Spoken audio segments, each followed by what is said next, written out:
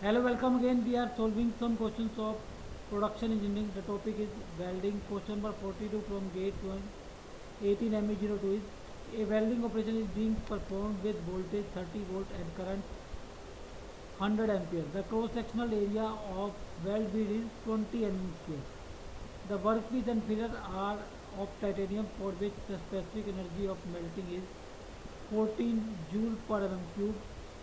Assuming a thermal efficiency of welding process is equal to 70%, the welding speed in mm per second is dash correct to 2 decimal places. So here the voltage is given 30 volt and current is given 100 ampere.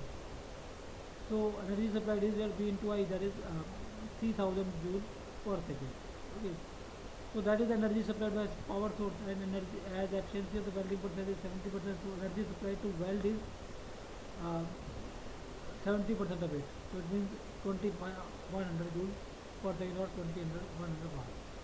Suppose V be the welding speed and A be the area of bead, then A into B is your volume of bead added per second.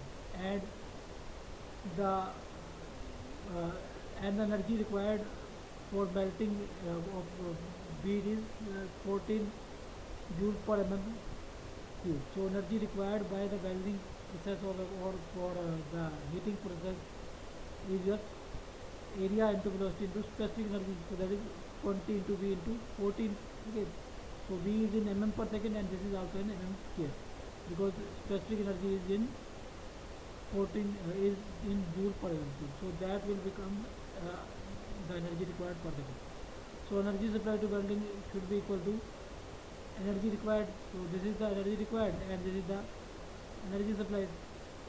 So V is your V comes out as 7.5 mm per second. So answer is 7.5 mm per second. We be clear the two. This is the energy supplied and this is the energy required, and from this we can find out V comes out as 7.5 mm per second.